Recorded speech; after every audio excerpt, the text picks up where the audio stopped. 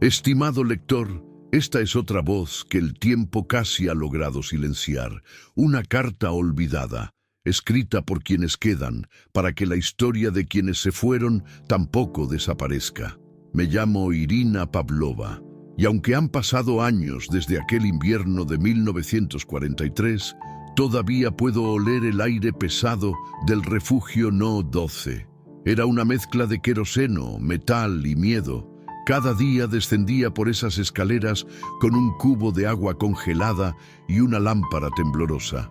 El hielo se formaba en los bordes de los pasillos y el sonido de mis pasos se confundía con los gemidos de los heridos.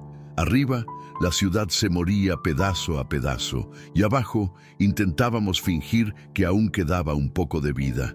Yo era enfermera en el hospital de campaña número 7, pero el hospital ya no existía. Solo quedaban las sombras de lo que alguna vez fue un edificio. Nos habíamos refugiado bajo lo que quedaba de una escuela bombardeada. En las paredes aún se distinguían dibujos infantiles, soles torcidos, flores sin color, letras aprendidas con esperanza. Allí atendíamos a soldados exhaustos, algunos tan jóvenes que todavía conservaban el acento suave de sus aldeas. Me miraban con ojos vidriosos, más por el miedo que por la fiebre. Las noches eran las peores. Cuando los cañones comenzaban a rugir, las paredes vibraban como si el mundo entero respirara con dificultad. Yo trataba de no pensar, de no recordar mi casa ni la calle donde jugaban mis sobrinos. A veces, mientras curaba una herida o cambiaba un vendaje, pensaba en los niños que antes debieron reír entre esas mismas paredes. ¿Dónde estarían? ¿Quién los buscaría ahora? Una tarde, cuando el cielo se había vuelto de un gris casi blanco, escuché pasos en las escaleras del refugio. No eran pesados como los de los soldados, eran suaves, temblorosos, casi como el crujir de una ramita bajo la nieve. Levanté la lámpara y los vi. Dos niños cubiertos con mantas que apenas les llegaban a los tobillos. El mayor, Misha, tendría unos 9 años. Llevaba el rostro tiznado de hollín y en las manos una pelota hecha con trapos. La menor, Katia, de unos 6, sostenía una muñeca sin cabeza que amarraba con un cordón al cuello como si temiera perderla. Dijeron que buscaban a su madre. Habían salido detrás de ella cuando los bombarderos comenzaron a caer sobre la calle Pervomaiskaya. Nos dijo que la siguiéramos al refugio, explicó Misha con la voz quebrada, pero la madre nunca llegó. Los dejé quedarse en el rincón más seco, cerca del barril donde manteníamos un fuego débil. Les di un pedazo de pan duro y un poco de agua tibia. Misha comía despacio, mirando a su hermana para asegurarse de que ella tuviera más. Katia no soltaba la muñeca ni para dormir. La arropé con una manta y ella murmuró algo antes de cerrar los ojos. No dejes que se apague la luz, por favor. Esa noche no dormí. Me quedé observándolos, preguntándome cómo era posible que dos criaturas tan pequeñas siguieran respirando entre tanta ruina. Había visto morir a muchos hombres fuertes, pero esos dos niños parecían hechos de otra sustancia, una mezcla de fragilidad y resistencia que dolía solo de mirarla. Durante horas escuché los bombardeos y el zumbido de los aviones sobre nuestras cabezas. Pensé que si el techo cedía, al menos no los dejaría solos. Esa idea me dio una calma extraña. Tal vez era la única promesa que podía cumplir en medio del desastre. No abandonarlos mientras respiraran. El amanecer llegó sin luz, solo con un frío más agudo y un silencio espeso. Katia se despertó y se sentó junto al fuego, mirando cómo el humo subía hacia el techo ennegrecido. Me pidió un trozo de papel para dibujar y yo le di una hoja del registro médico. Con un trozo de carbón trazó una casa con una ventana. Dentro de esa casa dibujó 3 figuras, ella, Misha y una mujer con un pañuelo en la cabeza. Luego dobló el papel y lo guardó dentro de la muñeca, en el hueco donde debía estar la cabeza. No supe qué decirle, solo me acerqué y le prometí que cuando todo terminara, la ayudaría a buscar esa casa. Ella sonrió como si creyera que la guerra podía terminar algún día. Esa fue la primera noche en que el refugio No 12 no me pareció un sepulcro, sino un espacio donde aún cabía un poco de ternura. Aunque el frío mordiera los huesos y el miedo nos robara el sueño, la presencia de esos dos niños trajo consigo un hilo del mundo que estábamos perdiendo. Y mientras afuera la nieve seguía cayendo sobre los escombros de Stalingrado, yo entendí que el verdadero calor no venía del fuego, sino de los nombres que uno se niega a olvidar. Durante los días que siguieron, el refugio No 12 se volvió un pequeño mundo suspendido entre el ruido de la guerra y el eco de las respiraciones. Allí, donde el aire sabía a humedad y metal, Misha y Katia trajeron una calma que no entendíamos. Los soldados, acostumbrados a callar, comenzaron a hablarles, como si en esas voces infantiles encontraran un pedazo del hogar que habían perdido. El rincón donde dormían los niños se llenó de pequeños gestos de humanidad. Alguien les dejó un trozo de pan envuelto en tela limpia, otro les dio una cuchara, un tercero, un soldado de Rostov, les talló con su navaja un caballo de madera. Misha lo sostuvo entre las manos y dijo: «Para cuando vuelva a salir el sol». Nadie tuvo el valor de decirle que hacía semanas que el sol no se veía, que la ciudad entera era solo humo y polvo. En las mañanas, si se podía llamar así a la hora en que el estruendo cedía un poco, yo los veía jugar. Misha hacía rodar su pelota de trapos entre los baldes y las cajas de medicinas.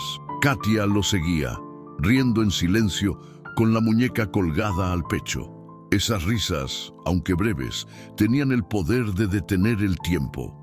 Los hombres que agonizaban en las camillas levantaban la cabeza para mirarlos. Incluso los más heridos esbozaban una sonrisa, como si el sonido de la infancia les recordara que aún había algo limpio en el mundo.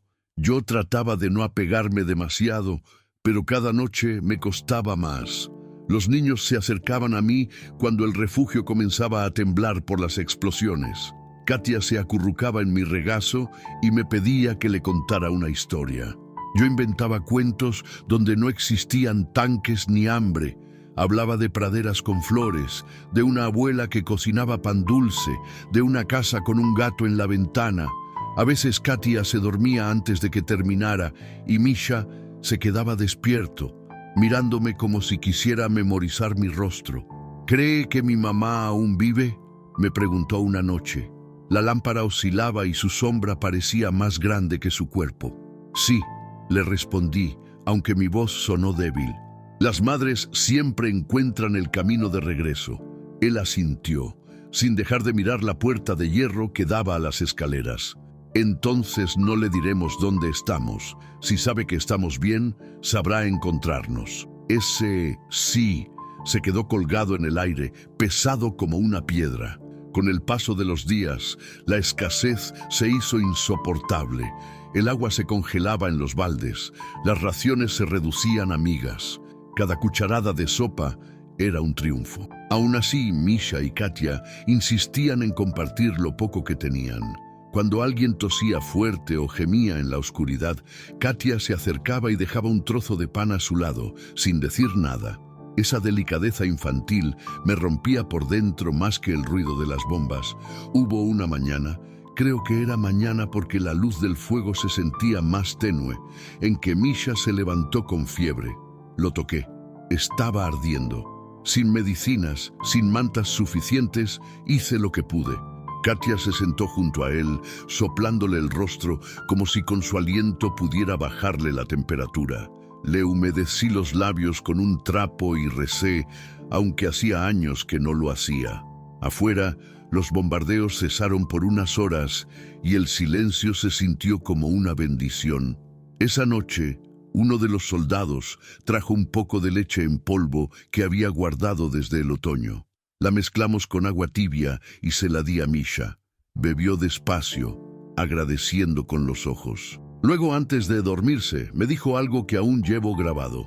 «Si salimos de aquí, le voy a enseñar a Katia a jugar fútbol, pero con una pelota de verdad, no de trapos». Yo asentí, aunque sabía que el «si salimos» era una promesa hecha al aire. Con el paso de los días, me di cuenta de que los niños eran la razón por la que los hombres no se dejaban morir. En ellos veían algo que la guerra no podía aplastar, la posibilidad de un después. Cada vez que Misha sonreía, alguien encontraba fuerzas para seguir respirando un poco más. Una tarde, el soldado de Rostov se sentó a tallar otra figura de madera, esta vez una pequeña muñeca para Katia. Cuando se la entregó, ella la tomó con cuidado y la colocó junto a la otra, diciendo que eran las dos guardianas del refugio. Luego, antes de dormir, me preguntó si el ruido de los cañones podía cansarse alguna vez. No supe qué responder. Quizás sí, pensé, cuando ya no quede nada por destruir. Esa noche, mientras los niños dormían, los hombres en silencio los miraron por última vez, como si intuyeran lo que el amanecer traería. Nadie habló. Solo el fuego crepitó, débil, resistiendo. Y fue entonces cuando comprendí que, aunque todo se derrumbara, los días del refugio quedarían grabados en la memoria no por la sangre ni el miedo, sino por la pequeña luz que esos dos hermanos encendieron entre nosotros. Una luz que ni el frío más feroz logró apagar. Aquel día comenzó con un silencio extraño, de esos que no anuncian calma, sino tragedia. El aire del refugio no estaba más frío de lo habitual, como si el invierno hubiera decidido instalarse dentro de nosotros. Afuera, la ciudad llevaba semanas ardiendo, pero esa mañana no se escuchaba ni el zumbido de los aviones ni el estruendo de los cañones. Solo el goteo constante del agua que se filtraba del techo cayendo sobre un cubo metálico. Ploc, ploc, ploc. Un ritmo que se volvió, sin que lo supiéramos, el preludio del final. Misha había amanecido débil, con la piel pálida y los labios resecos. Katia, siempre atenta, le ofreció su trozo de pan y lo animó a comer, pero él lo rechazó con una sonrisa cansada. «Cuando mamá venga, lo compartimos los tres», dijo. Yo me quedé inmóvil un instante, apretando la venda que tenía en las manos. Era una frase tan simple, tan limpia, que dolía escucharla. El fuego casi se había extinguido. Solo un hilo de humo subía del barril. El soldado de Rostov se levantó para avivar las brasas, pero no alcanzó a hacerlo. El primer golpe llegó entonces, una detonación profunda, como si la tierra se abriera desde abajo. El refugio entero tembló. Los hombres corrieron a sostener las vigas, los heridos gritaron. Yo alcancé a cubrir a los niños con una manta y me lancé sobre ellos. El suelo vibraba como si respirara con furia. El segundo impacto fue peor. El techo crujió, una lámpara cayó y se apagó con un chasquido. En la oscuridad solo se oían gritos, oraciones, el llanto de Katia pegado a mi pecho. Traté de tranquilizarla, pero la voz se me quebró. «No tengas miedo», le dije, aunque el miedo ya se nos había metido en la sangre. Misha se soltó de mis brazos y corrió hacia su rincón. Quiso rescatar su pelota, su único tesoro. Lo vi agacharse, buscar entre las cajas, mientras el polvo caía como nieve sucia.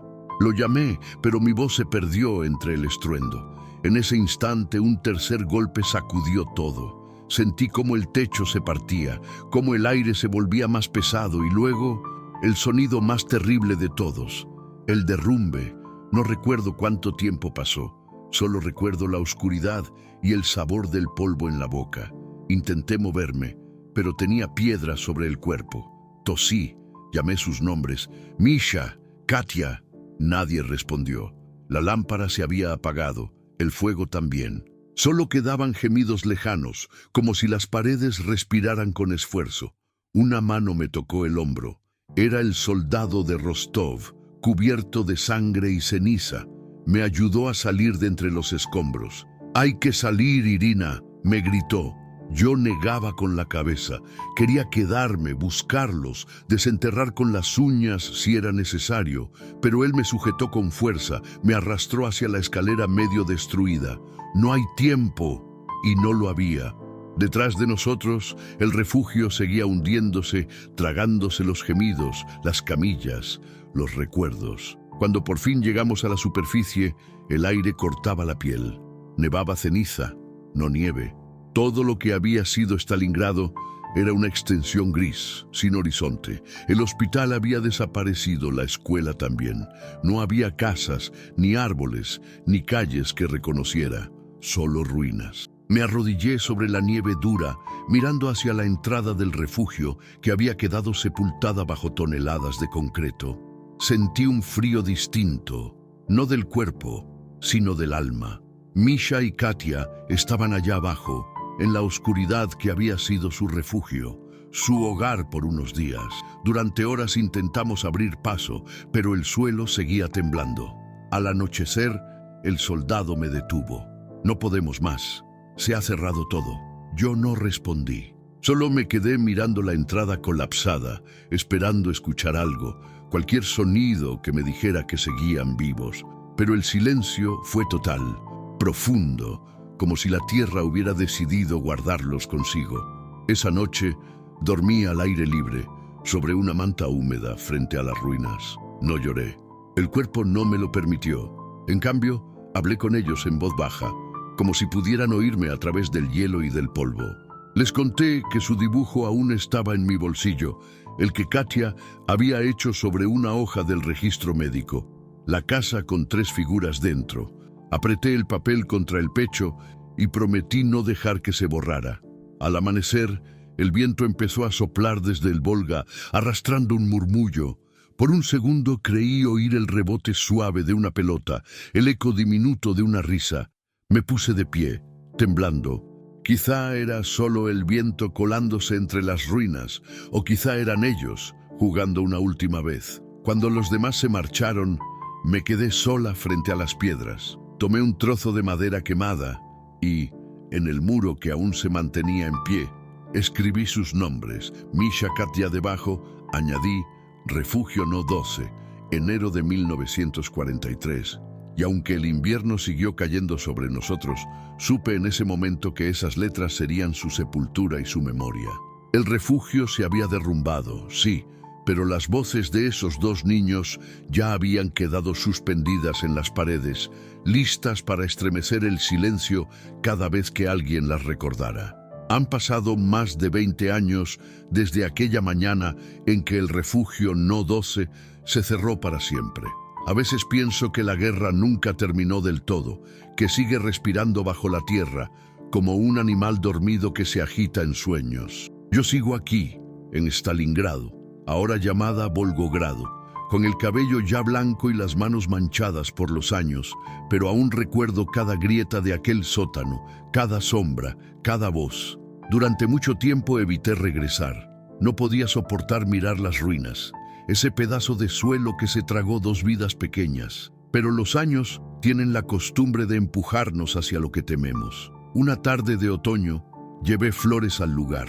Las calles eran otras, habían levantado edificios nuevos, árboles jóvenes crecían donde antes solo había ceniza. Sin embargo, al llegar al punto exacto, lo reconocí enseguida. El aire era distinto allí, más frío, más denso, como si aún guardara el aliento de quienes alguna vez buscaron refugio bajo él. El sitio estaba cercado por una reja vieja y oxidada. Me acerqué, apoyé las manos en el metal helado y cerré los ojos. Y entonces lo sentí. Un murmullo casi imperceptible, subiendo desde el suelo. No era el viento, lo sé. Era una vibración tenue, un eco, como si las paredes enterradas todavía respiraran. Me quedé quieta, escuchando. Y entre ese rumor, juraría haber oído una risa corta, de esas que terminan con un respiro sorprendido. Luego, un golpe leve, como una pelota que rebota contra la piedra. No abrí los ojos enseguida. Tenía miedo de que, al hacerlo, el sonido se desvaneciera. Cuando finalmente los abrí, el lugar seguía vacío, pero el corazón me latía como aquella noche del derrumbe. Entendí entonces que no era mi memoria jugando trucos, era algo más profundo, algo que las ruinas guardaban con celos. Los ecos no se habían ido. Desde aquel día comencé a volver cada año, siempre en enero, cuando el frío corta la piel igual que aquel invierno. Llevaba 2 velas, una para cada niño, y las encendía junto a la reja. A veces el viento las apagaba enseguida, otras se mantenían firmes, desafiando la brisa del Volga. Nunca fui creyente, pero con el tiempo descubrí que prender esas velas era una forma de rezar, no con palabras, sino con silencio. Un invierno, mientras acomodaba las flores, un grupo de niños pasó jugando por la calle. Corrían con bufandas rojas, gritando, riendo. Uno de ellos dejó caer su pelota, que rodó hasta mis pies. Era de goma, brillante, recién inflada. La tomé y se la devolví con una sonrisa. Cuando la pelota golpeó sus manos, el sonido me atravesó como un rayo. Era el mismo eco, idéntico al que había escuchado tantos años atrás. Esa tarde supe que los recuerdos no mueren, solo cambian de forma. Se deslizan hacia los cuerpos nuevos que llegan al mundo. A veces me preguntan por qué sigo escribiendo estas cosas. Los más jóvenes creen que revivir la guerra es revolver dolor. No entienden que no se trata de eso. Lo hago porque si dejo de contar sus nombres, es como si no hubieran existido. En los informes oficiales, el refugio No 12 se menciona solo como un punto de bajas civiles sin identificar. Pero yo sé quiénes estaban allí. Sé cómo reían, cómo Katia escondía su muñeca para que no se la quitaran, cómo Misha soñaba con una pelota verdadera. Si algún día alguien encuentra esta carta, quiero que sepa que no eran cifras. Eran dos niños que todavía respiran en las paredes congeladas de Stalingrado. Hay noches en que el sueño no llega. Me levanto, hiervo un poco de té y me siento junto a la ventana. Desde aquí veo el río, inmenso y silencioso. Cuando el viento sopla hacia el este, se lleva consigo el sonido de la ciudad moderna. Los tranvías, los motores, las voces apuradas. Entonces, por un instante, todo vuelve a ser como antes. Escucho pasos pequeños sobre la nieve, una risa que sube y baja, y el sonido hueco de una pelota golpeando el suelo. A veces incluso me parece sentir una mano diminuta tirando de mi abrigo. Y no, ya no me asusta. He aprendido que los muertos no siempre se quedan callados. Algunos encuentran la forma de hablar a través de los objetos, de las piedras, del viento. Misha y Katia eligieron quedarse en el refugio no como fantasmas, sino como guardianes de la memoria. Los imagino sentados en su rincón, cuidando su fuego diminuto, esperándome. Cada enero, cuando vuelvo al sitio, les hablo en voz baja. Katia, Misha, ya pueden salir. El frío se fue. El viento me responde con un suspiro que parece decir lo contrario. Entonces sonrío, porque sé que seguirán ahí, vigilando, resistiendo el olvido. A veces pienso que la historia no es más que una sucesión de ecos, voces que alguien en algún rincón del tiempo se negó a dejar morir. Por eso escribo esta carta, con las manos temblorosas y el corazón lleno de nombres. No para buscar consuelo, sino para mantenerlos vivos un poco más. Si algún día lees estas palabras, querido lector, te pido solo una cosa. Cuando pases junto a una pared vieja, cuando escuches el golpeteo lejano de una pelota o la risa breve de un niño en el viento, detente un instante. Tal vez no sea imaginación. Tal vez sean ellos, recordándote que hubo un tiempo en que incluso en medio del horror, dos niños encontraron la manera de reír. Y mientras alguien los recuerde, aunque sea por un segundo, el refugio No 12 no estará completamente en silencio.